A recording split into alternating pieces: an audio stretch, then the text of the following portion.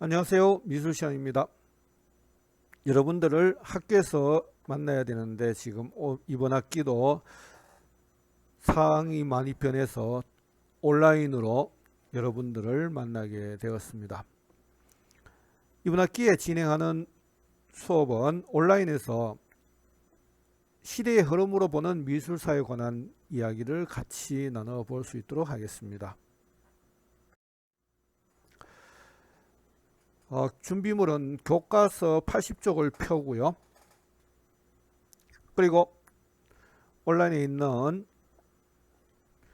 인쇄 파일을 하나 다운받아서 프린트해서 같이 보도록 하겠습니다. 시대 흐름에 보는 미술사에 관한 한글 파일 첨부되어 있습니다.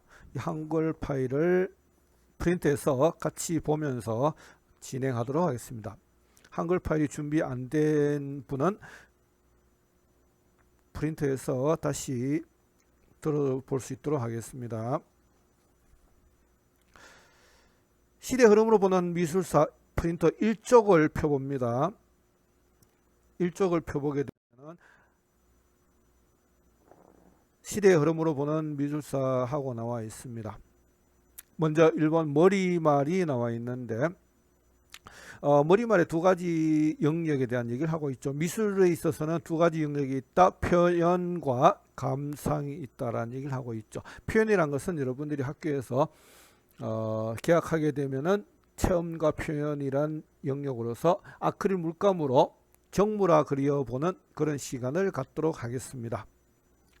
그리고 다른 한 영역으로서 감상 영역이 있는데, 감상은 바로 이번 시간에 진행하는 서양 미술을 통해서, 역사를 통해서 서양 미술을 이해해 볼 수 있는 그런 시간으로서 감상 교육이 진행되어지도록 하겠습니다.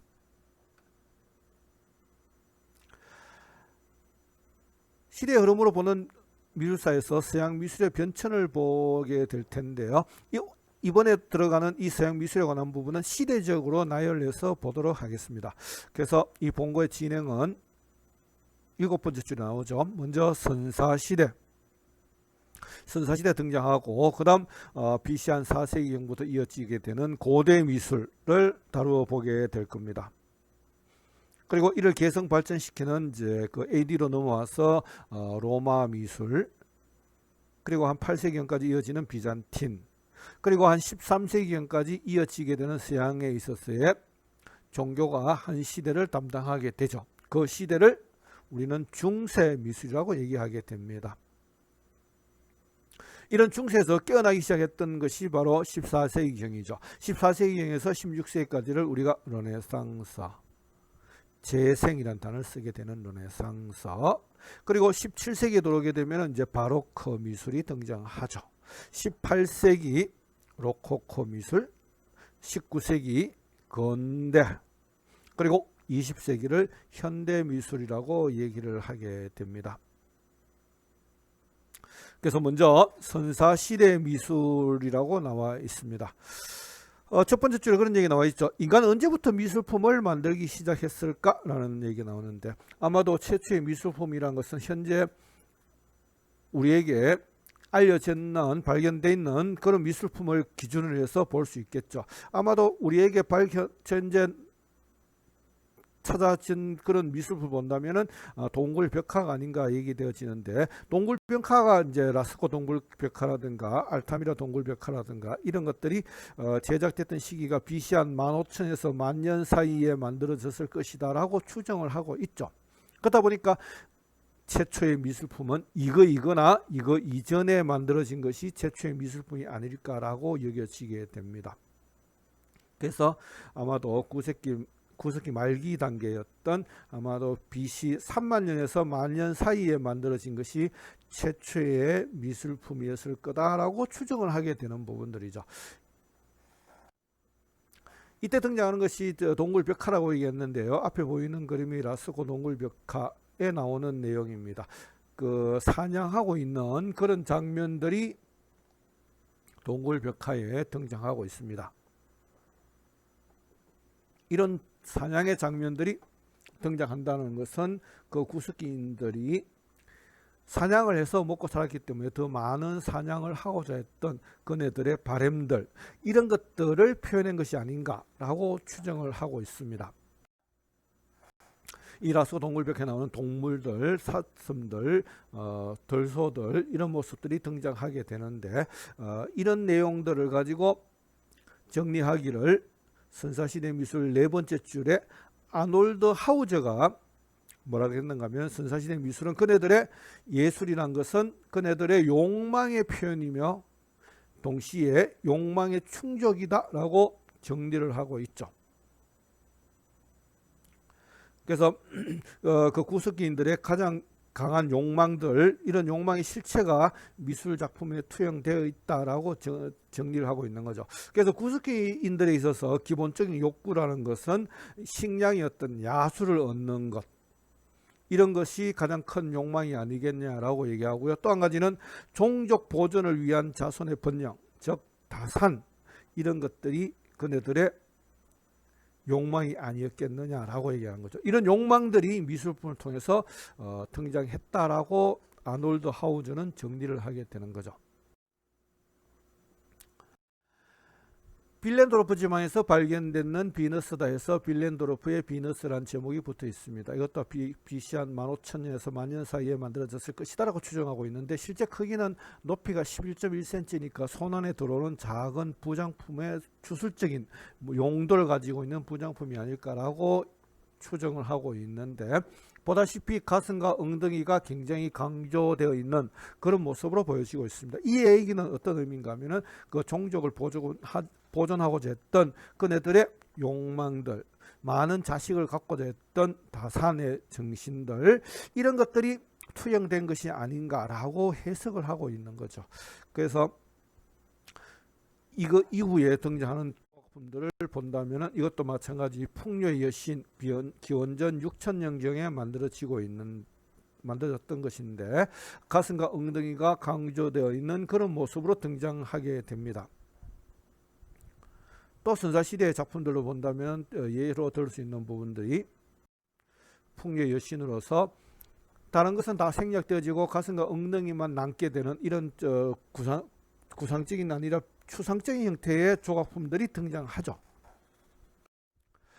높이가 16cm 정도 되는 크기인데, 이런 조각품들이 등장했다라는 것은 그네들이 종족을 보존하려 했던 그런 욕망들, 이런 욕망들이 표출된 것이고, 이런 조각품을 통해서 그네들의 욕망이 충족된 것이 아닌가라고 아놀드 하우저가 정리를 하고 있죠. 그래서 선사시대 미술의 특징은 한 문장으로 얘기한다면 바로 그 선사시대 예술은 그네들의 욕망의 표현이며 동시에 욕망의 충족이다라고 정리를 할 수 있을 것 같습니다.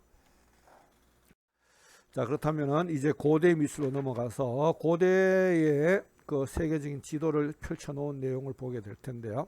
문명의 흐름도를 볼 수 있을 텐데, 서양인들이 얘기할 때 그 고대 4대 문명이라고 얘기할 때 어떤 문명을 얘기하죠? 그 서양인들이 얘기할 때 지금 현재 지도에서 제일 왼쪽에 좀 가려져 있는 부분이죠. 여기에 나일강을 중심으로 해서 일어났던 문명 뭐죠? 이집트 문명. 그다음 그 오른쪽에 메소포타미아 문명을 들 수 있죠. 메소포타미아 문명이란 것은 강 사이, 이런 뜻을 갖고 있죠. 그래서 강 사이 할 때 무슨 강과 무슨 강? 네, 티그리스 강과 유프라테스 강, 그 강 두 개 사이에서 일어났던 문명, 그것을 가지고 메소포타미아 문명이란 말을 쓰게 되는 거죠. 그 다음 오른쪽 내려와서 중간 아래에 있는 인더스 강을 중심으로 해서 일어났던 한 문명을 가지고 우리는 인더스 문명이란 단어를 쓰기도 하죠. 그리고 동양쪽으로 넘어와서 황하 문명이란 말을 쓰게 되는데, 황하강을 중심으로 해서 일어났던 한 문명을 가지고 황하 문명이란 말을 쓰게 되는 거죠. 그렇다면 이 4대 문명이라는 것이 대체적으로 BC 한 3000년경부터 한 BC 1000년 사이에 일어났던 서양의 4대 문명을 말하고 있죠. 근데 이때 우리 동양에서 우리 민족으로 본다면, 우리 민족의 역사로 본다면 그때 일어났던 일들이 바로 고조선이 있죠. 고조선이 BC 한 2333년부터 나왔으니까 이 4대 문명과 관련되어 있는 시기에 동등하게 존재했던 문명이 바로 고조선이란 문명이 또 있는 부분들이죠. 이 부분들은 좀 더 나중에 역사적인 것이 좀 더 연구되어진다면 새로운 역사가 만들어지게 되는 그런 시대를 맞이하게 될 거다라는 것을 우리나라 미술사를 얘기할 때 언급을 했었습니다. 자, 그렇다면 먼저 이 고대 문명의 서양인들이 말하는 그네들의 고대 문명이죠. 그 고대 문명의 발상지도를 지도상에서 본다면은 그 지도 중에서 왼쪽 아래에 있는 부분이 아프리카죠. 위에가 유럽이고 유럽과 아프리카 사이에 지중해를 가지고 있죠. 지중해로 흐르는 강이 또 하나 갖고 있는데 그것이 바로 나일강을 중심으로 했는 그 문명이 이집트 문명이라고 얘기할 수 있는 부분이죠. 그리고 메소포타미아, 인더스, 황하 문명, 이건 서양인들이 얘기하는 4대 문명이다라고 그네들이 주장하기도 하죠. 그 중에서 먼저 나일강을 중심으로 해서 일어났던 문명, 그것을 가지고 이집트라는 단어를 쓰게 되는 거죠. 그래서 프린터물 이쪽에 이집트 미술하고 설명이 되어 있습니다. 이집트 미술을 여러분들이 한번 볼 수 있도록 하고 중간쯤에 보게 되면 이집트 사회, 이집트의 국왕을 뭐라 그러죠? 그래서 이집트 시대의 권력자의 명칭을 파라오라는 말을 썼죠. 파라오 말을 썼는데 파라오라는 것은 그 이름을 말하는 것이 아니고 권력자의 명칭을 얘기한다 그랬죠. 그래서 그 명칭이라면 이집트의 대표적인 권력자를 말하고 있는데 여러분들이 들어봤던 파라오도 있죠. 교과서도 등장합니다만은 투타카멘이란 파라오를 들 수 있을 거고 또 여러분들이 많이 들어봤던 파라오 중에서는 람세스 이런 단어도 들어봤을 거라고 여겨지는데 여기서 5줄 더 내려오게 되면은 이집트인들은 영혼 불멸을 믿었다라는 얘기를 하고 있죠. 그래서 영혼 불멸을 믿어서 그 권력자가 죽게 되면은 그 권력자의 모습을 시체로 보존하기로 했죠. 그래서 습기를 다 제거하고 그대로 보존하게 되는데 이것을 가지고 미라라고 얘기하게 되는 거죠. 그래서 영혼은 육신은 비록 떠나지만은 영혼은 영원하다, 영혼 불멸 사상을 갖고 있었는 거죠. 그래서 영혼을 불멸하기 때문에 육신을 고스란히 보존하고자 했던, 그래서 미라를 만들게 되는 거고, 그리고 그 권력자가 죽게 되면은 그 내세에 가서 심판을 받는다 생각을 했죠. 그래서 심판 받을 때 자료로 쓰라고 그 살아 있을 동안의 모든 역사를 기록을 했죠. 그래서 사자의 서를 기록을 해서 보존하게 되는데 이것은 이제 내세에 가서 심판을 받을 때 그것을 대비해서 만든 서류에 해당되는 부분들이죠. 그래서 이때 영혼 불멸이라고 생각했는데, 그래서 이집트인들은 영혼이 어디에 있었다고 생각했을까요? 여러분들은 영혼이 어디에 존재한다라고 생각할까요? 육체 중에서 이집트인들은 영혼은 심장에 있다라고 그네들은 믿어 있었는데요. 그래서 심장을 보존하게 되는 거죠.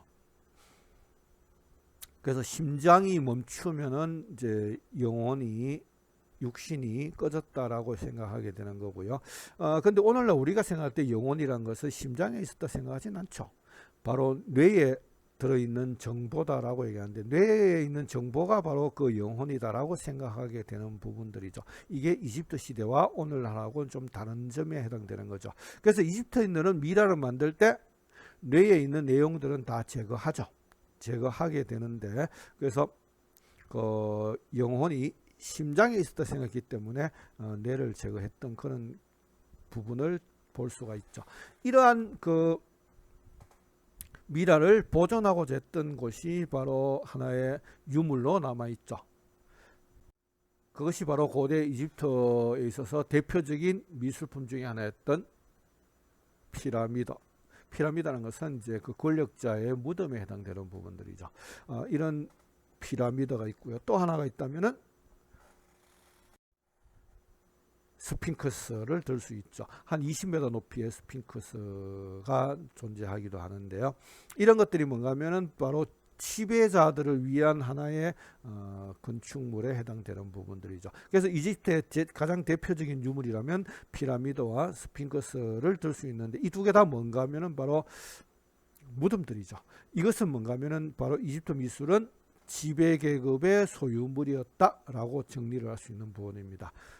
이집트 미술의 특징을 한 문장으로 얘기한다면 지배계급의 소유물이었다라고 얘기할 수 있는 부분이다라는 거죠. 이 스핑크스 아니면 피라미드 안에 벽화가 나오죠. 벽화가 나오는데 이게 이집트 벽화들인데 이집트 벽화들은 바로 앞에 보이는 것처럼 이러한 모습들을 가지고 있죠. 그리고 또한 이집트의 또 대표적인 유물들 중에서 그 파라오들의 마스크를 만들었죠. 무덤에 그 미라를 덮었던 마스크가 나오는데 이게 투탕카멘 왕의 마스크라고 이름이 붙어져 있는 거죠. 이것이 바로 투탕카멘의 마스크가 되겠습니다. 프린터물 3쪽으로 넘어갑니다.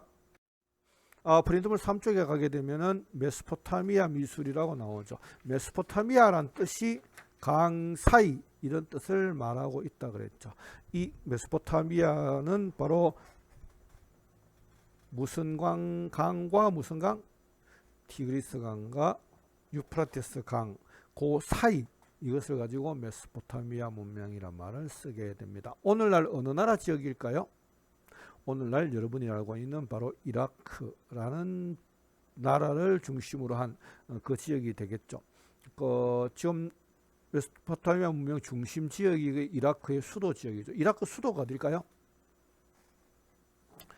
이라크 수도가 바그다드죠.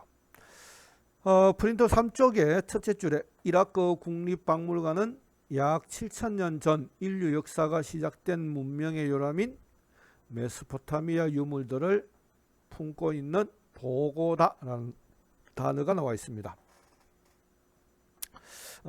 세 번째 줄에 지난 4월 13일경 이런 말 하는데 여기서 지난이란 얘기는 옛날 언젠가 하면은 2004년도를 말합니다. 여러분들이 몇 살 때죠? 그래서 2004년도 4월 13일 날 그 이라크의 수도였던 바그다드가 미영 연합군에 의해서 함락되어지게 되는 거죠.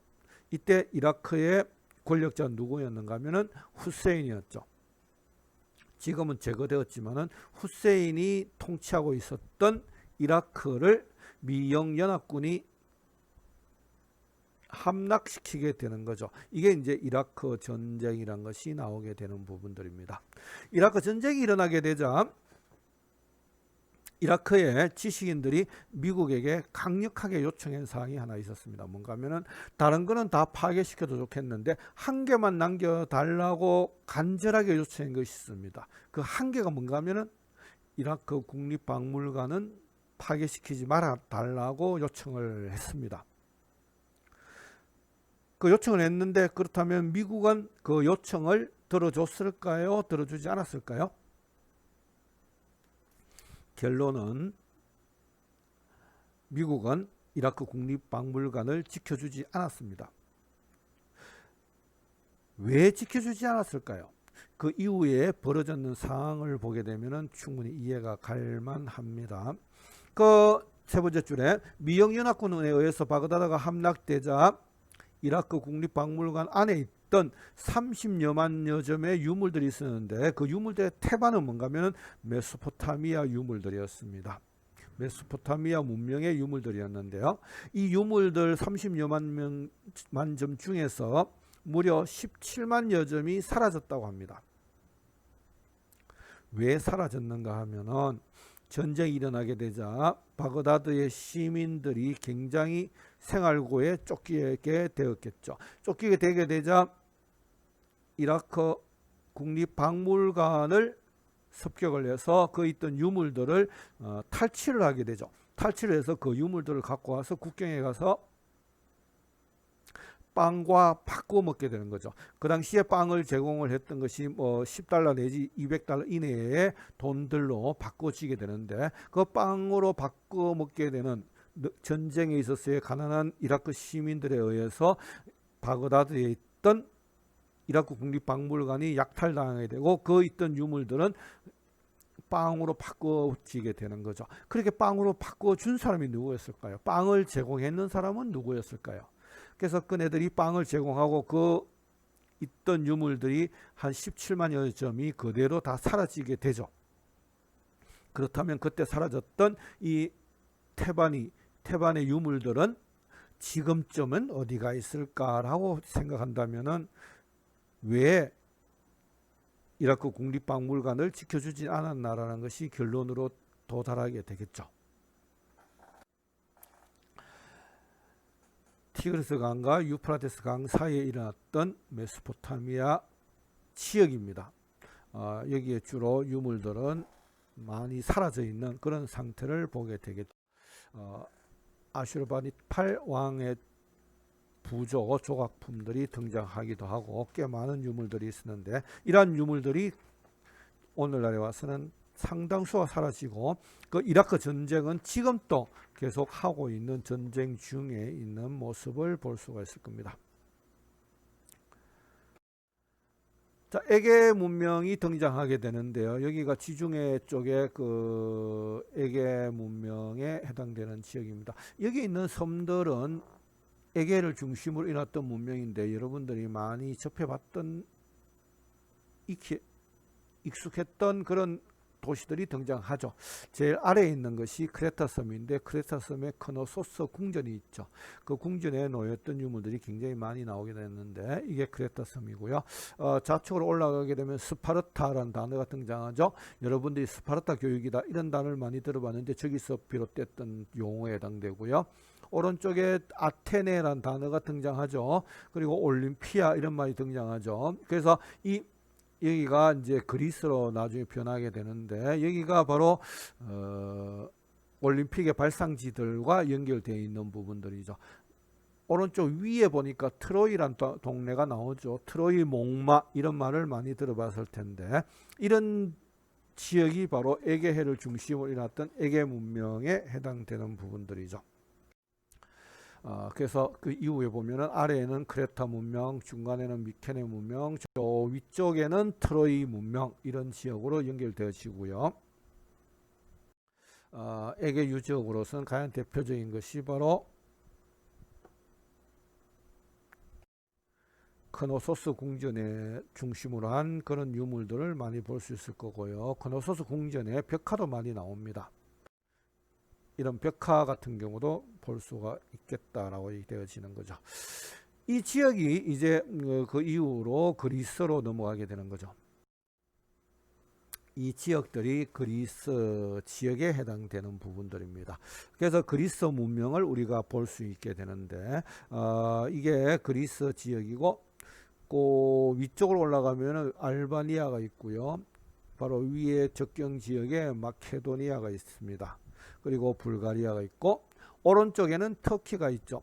터키 하면 여러분들이 굉장히 가까이 느껴보는 그런 나라라고 생각되어지죠. 터키인들은 우리나라를 보면서 뭐라는가 하면은 형제의 나라다라는 얘기를 하게 되죠.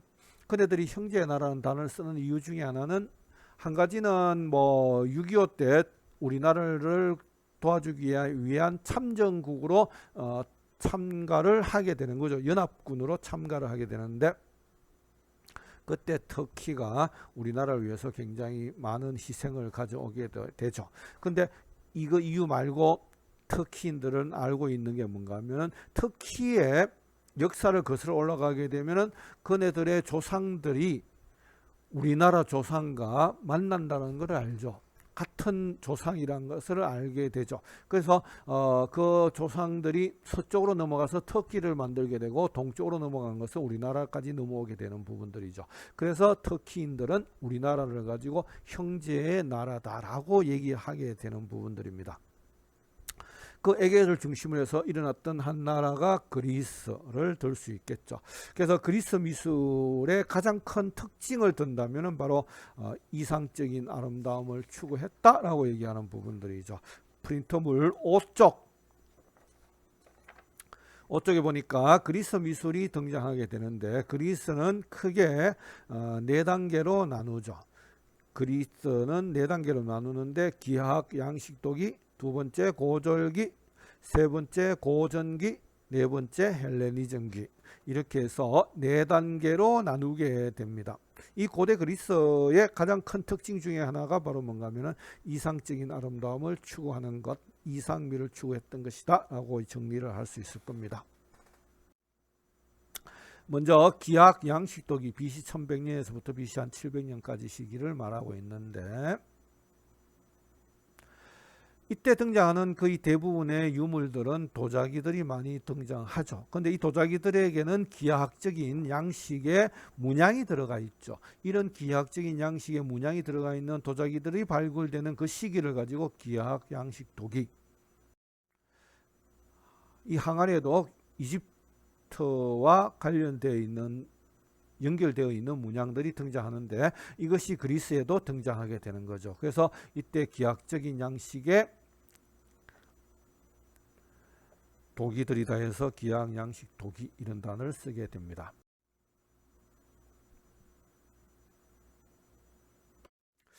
그 다음 두 번째로 고졸기, BC 한 700년에서부터 BC 한 450년까지를 고졸기라고 그러는데, 이때 만들어진 거 보게 되면 조각 작품들이 많이 등장하게 됩니다. 이때 만들어진 조각 작품 중에서는 여성을 만들어 놨을 경우 부동의 자세를 취하고 있는데 옷을 입고 있는 차기상을 만들었죠. 이때 차기상을 영어로 뭐라는가 하면 코레란 단어를 붙입니다. 여성 차기상, 그래서 코레 라는 단어를 쓰게 되는 거죠. 근데 이때 만들었던 남자 조각상들은 나체의 남성상을 만들게 되는 거죠. 그래서 나체의 남성상을 뭐라는가 하면 코러스라는 단어를 쓰게 됩니다. 코러스인데 부동의 자세를 취하고 있고 한쪽 다리를 내밀고 있는 그런 단순한 모습의 조각품들을 만들어내게 됩니다. 이런 조각품들을 뭐라는가 하면 코러스란 단어를 쓰게 되죠.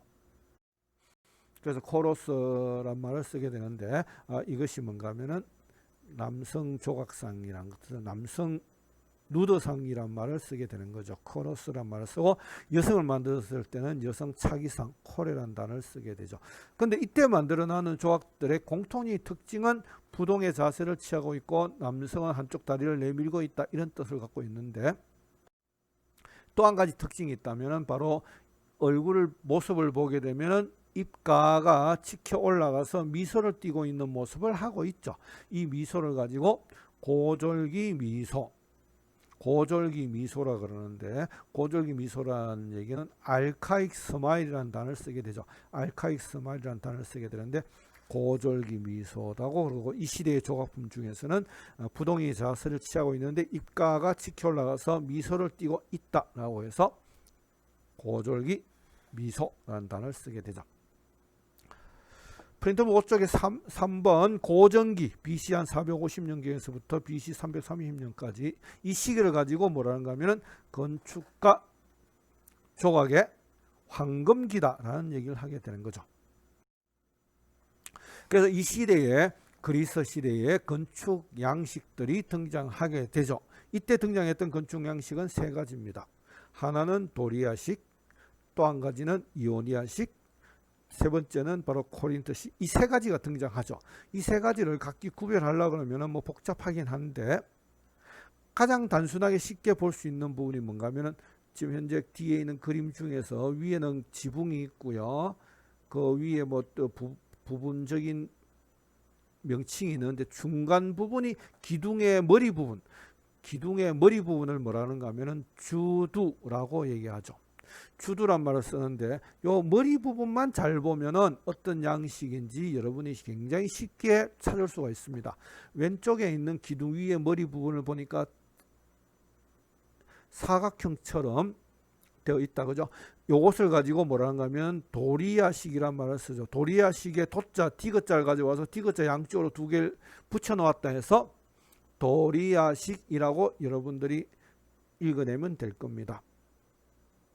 근데 오른쪽 기둥을 보니까 기둥 위에 물론 기둥의 홈이 넓어졌다 좁아지고 이렇게 변화를 되는데 그런 것들은 다 기억하기 힘드니까 기둥의 머리 부분 그 부분을 주두라고 얘기하는데 주두 부분이 어떻게 생겼는가를 보게 되면은 가장 쉽게 볼 수 있는 부분들이죠. 그래서 주두 부분이 보니까 동그라미가 두 개 양쪽으로 감아져 있다. 그죠? 그래서 이것을 가지고 이오니아식 이란 말을 쓰게 되는 거죠. 이오니아식이라니까 이자에 동그라미를 가져와서 양쪽에 동그라미 두 개를 붙여 놓았죠. 그래서 이것을 가지고 이오니아식이라고 그럽니다. 코린토식은 저 뒤에 건축물을 보면서 다시 한번 얘기해 줄 텐데 코린토식은 코자에 키역을 가져와서 나뭇잎처럼 이렇게 화려하게 장식해 놓은 것을 코린토식이라고 얘기를 하게 됩니다. 먼저 여기 좌측에 있는 도리아식, 우측에는 이오니아식만 여러분들이 이해를 해도 많은 부분들을 이해할 수 있을 겁니다. 이때 만들어졌던 이런 그 건축 양식은 오늘날까지 전해 내려오고 있죠. 이때가 언젠가 하면은 BC 한 450년경을 말하니까 지금으로부터 약 2500년 전에 2400년 전에 이때 만들어졌던 건축 양식들 이것이 오늘날 우리나라에까지도 전달되어지게 되죠. 우리나라에서 최근에 여러분들이 근래에 만들어졌던 건축물 중에서 그리스 건축 양식을 딴 것을 보려고 하면 어디 가면 볼 수 있는가 하면은 대구에 있는 계명대학교를 가게 되면 계명대학교의 건축물이 각 건물마다 현관 부분에 이런 기둥들이 놓여 있죠. 테라스가 만들어져 있고 기둥이 놓여져 있는데 이게 그리스 시대의 건축 양식을 그대로 가져와서 만든 건축물이다라고 보면 될 겁니다.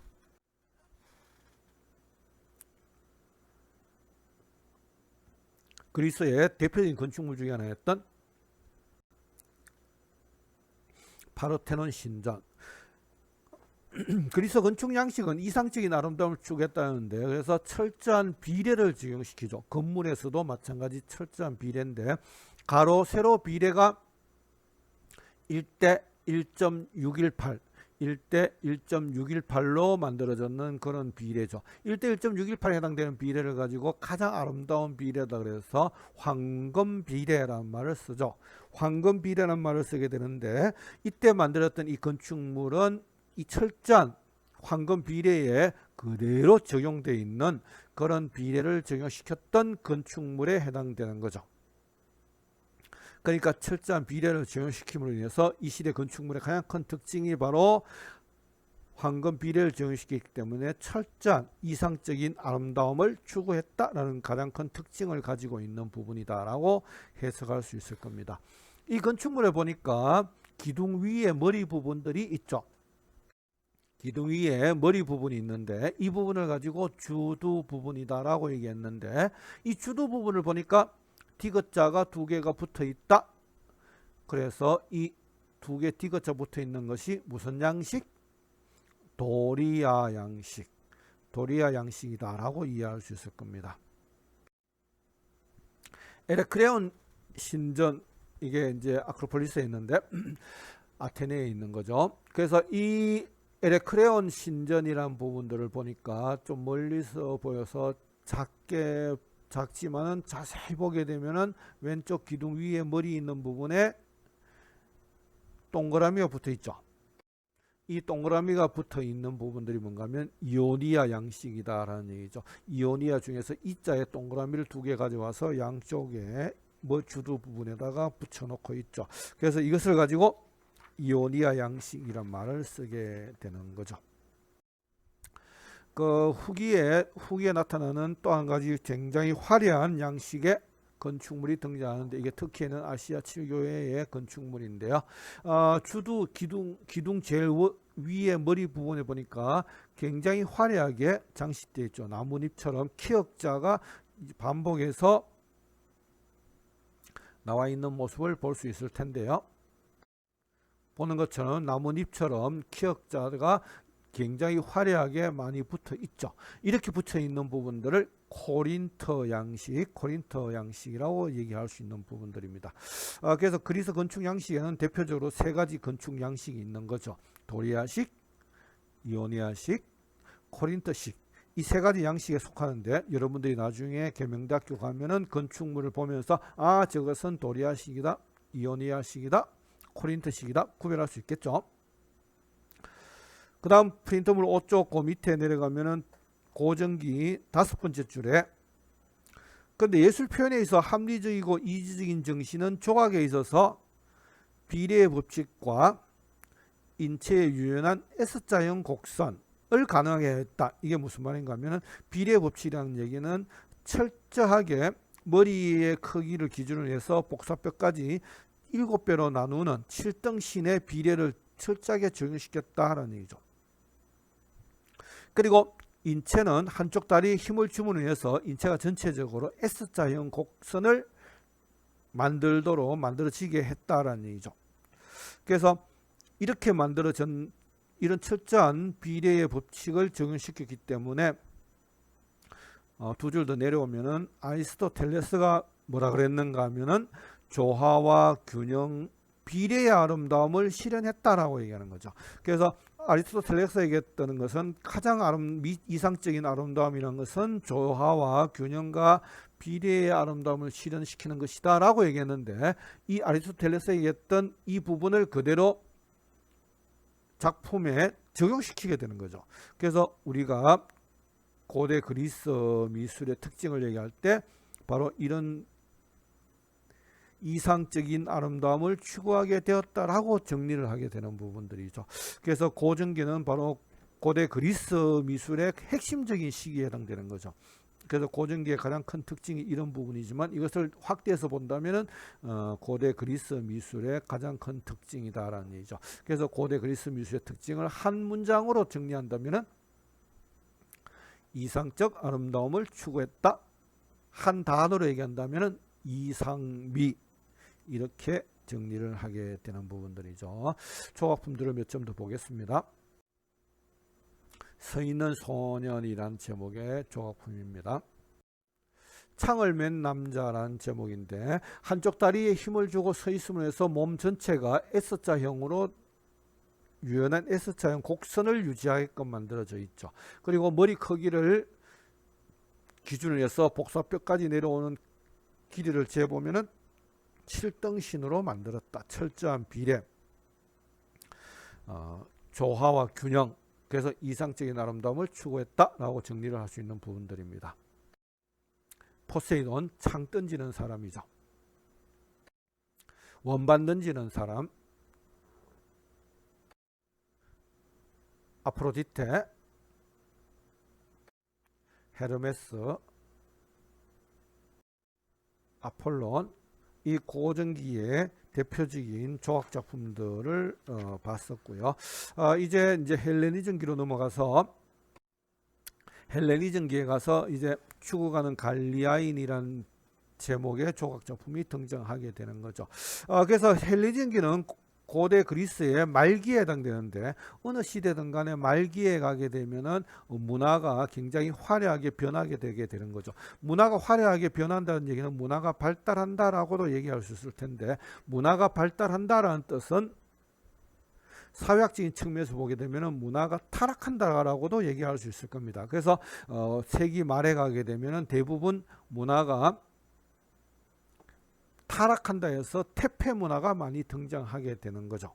그래서 이 헬레니즘기에 와서는 그림에 있어서의 소재가 다양하게 변하게 되는 거죠. 앞에 고전기 같은 경우는 미적 아름다움을, 이상적인 아름다움을 표현했다면은 이제 이 말기에 해당되는 헬레니즘기에 와서는 다양한 소재가 등장하죠. 그래서 뭐 주정꾼이나 늙은이나 이런 죽음의 임박하여 고통받고 있는 모습이라든지 이런 것들이 소재로 등장하죠. 이것은 소재가 다양해졌다라고 얘기할 수 있는데 좀 더 이제 퇴폐적이다라고도 얘기할 수 있는 부분들이죠.